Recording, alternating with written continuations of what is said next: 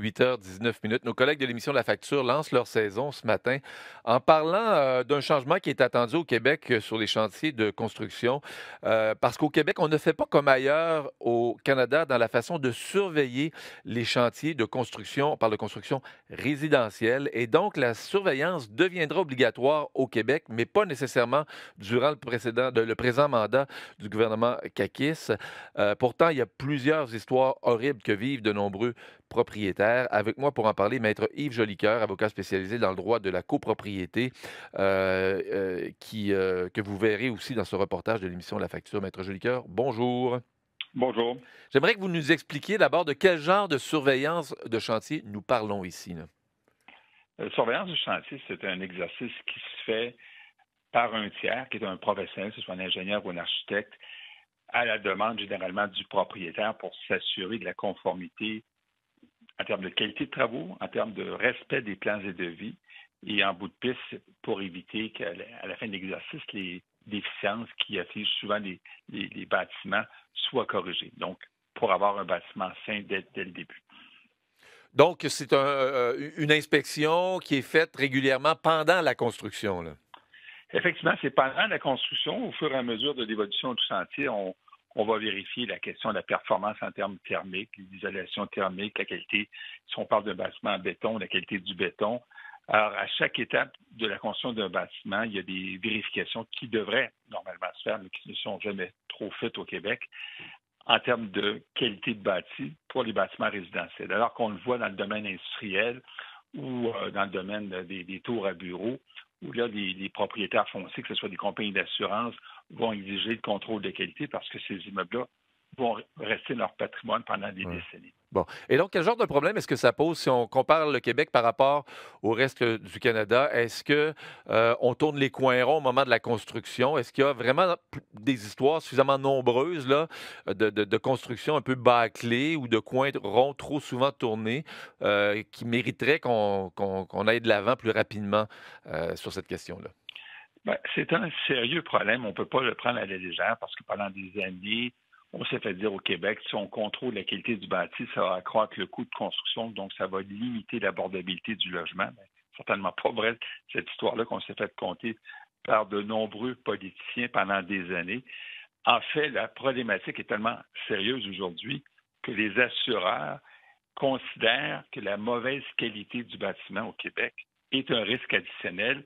Ils vont donc établir souvent dans le domaine de la courrier des devises les primes d'assurance de façon conséquente. Donc, c'est pas juste de se plaindre d'une situation d'un mauvais bâti, c'est se plaindre d'une situation où on a souvent dans les bâtiments des accroissements des risques, des sinistralités causées par des infiltrations d'eau dans le bâtiment, par des bris. Et c'est souvent des problématiques qui vont rester longtemps dans un bâtiment, faute de moyens, souvent, entre autres chez les copropriétaires, de corriger des déficiences qui peuvent être de nature structurelle, des déficiences qui peuvent toucher même à la sécurité des occupants. Moi, j'ai un cas actuellement où les normes coupe-feu n'étaient pas respectées. Donc, c'est pas juste de se plaindre, somme toute, ça va coûter plus cher. C'est de se plaindre qu'on met en péril, dans certaines circonstances, la sécurité des gens qui demeurent dans ces bâtiments-là. Là, est-ce qu'on parle on parle de construction résidentielle? Vous me parlez de bâtiments, donc on est dans les édifices qui comportent plusieurs logements, là. Oui, forcément, dans le domaine de la copropriété, on peut parler de tours d'habitation, qu'on peut parler des bâtiments plus modestes, là, de bâtiments de 3 étages. Heureusement, au Québec, on a quand même eu la sagesse d'implanter un plan de garantie de maison obligatoire avec la garantie de résidentielle de construction, où aujourd'hui, on a un contrôle de qualité dans le petit bâtiment fait par GCR, et heureusement, merci. Mais dans les grandes tours d'habitation, on peut monter un bâtiment de 60 étages au centre-ville de Montréal ou de 30 étages, on en a quand même des importants à Québec, sans que personne puisse certifier que si on a un tremblement de terre, la tour va tenir debout, là, Eh bien. parce qu'il n'y a aucun contrôle. Écoutez, c'est inquiétant. Ce n'est pas une problématique imaginaire. Je l'ai vécu, moi, dans un dossier à Montréal où la tour ne passait pas des termes, la tour ne passait pas en termes parasismiques, c'est un tremblement de terre était à risque. C'est quand même une problématique Hmm. inacceptable qu'au Ouais. Québec, en 2021, on puisse s'imaginer que nos bâtiments ne sont peut-être pas sécuritaires. Ouais. Alors que dans les plans, puis dans ce qu'on devait faire, on devait respecter ces normes-là. C'est au moment de la construction qu'on n'a pas fait ce qu'on devait faire, là.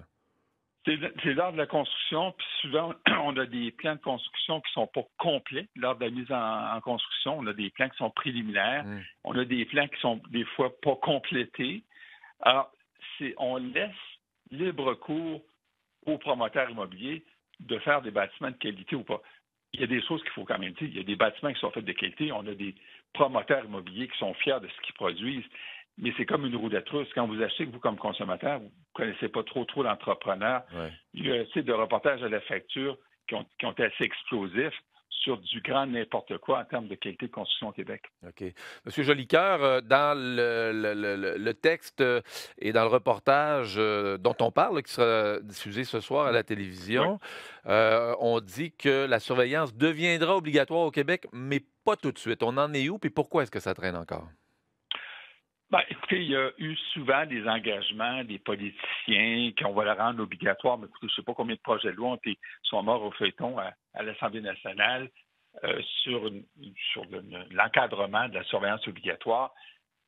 Écoutez, la CAQ s'est quand même bien engagée au point de vue politique dans de nombreux projets de loi. C'est quand même dommage qu'on ne puisse pas passer un projet de loi alors qu'il y en a déjà un de rédigé qui nous permettrait, dans le fond, de mettre ça derrière nous.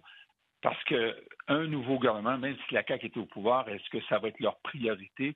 Moi, j'ai confiance en le ministre Laforêt sur sa sincérité, mais ça reste quand même toujours un agenda politique. On a été passablement perturbé par la COVID au Québec sur l'agenda politique. Quelle sera la priorité?